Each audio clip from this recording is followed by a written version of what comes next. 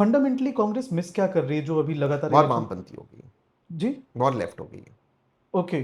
जो कांग्रेस को एडवाइस करते हैं वो हम्म। सारे लेफ्टिस्ट हैं, वामपंथी सोच के।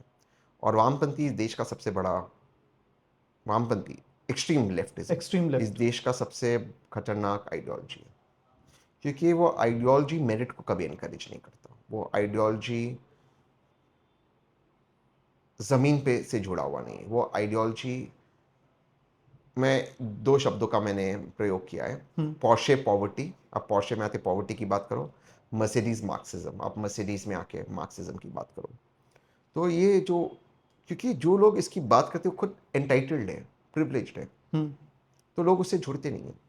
देखिए प्रॉब्लम क्या है, आप जब एक 5 स्टार होटल में कल्पना कीजिए बैठे हो, ओ wine and cheese, oh there is so much poverty in India, oh my God we got to do something, लोग जुड़ोगे नहीं।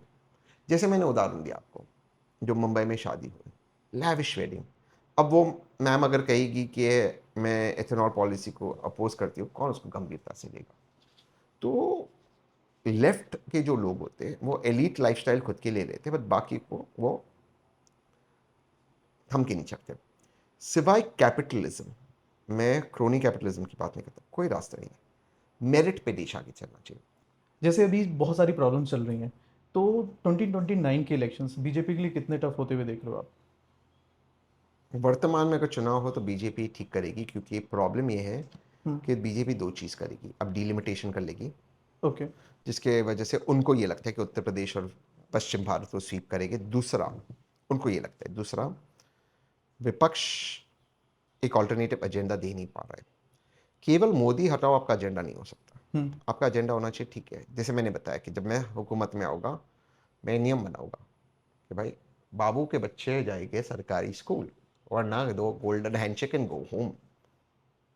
तो अब उस पॉलिसी पे डिबेट हो सकता है, उस पॉलिसी पे ये हो सकता है मैं गलत हूं सही हूं, बट पॉलिसी तो ऑल्टरनेटिव दो। पॉलिसी पे होना चाहिए चुनाव। एथेनॉल पे मैं इसलिए बात कर सकता हूं क्योंकि मैंने पॉलिसी सीखी है। अगर मैं सिर्फ मोदी जी को हटाओ, मोदी जी को हटाओ, एथेनॉल बर्बाद गड़ा, कोई मेरे साथ, ये जो देश में एथेनॉल पे जो हवा हो गई है, ये क्यों है? क्योंकि मैंने तथ्यों पे बात की। मैं आपको एक ऑल्टरनेटिव सोल्यूशन दे रहा हूं, तो मैं रीजनेबल लग रहा हूं।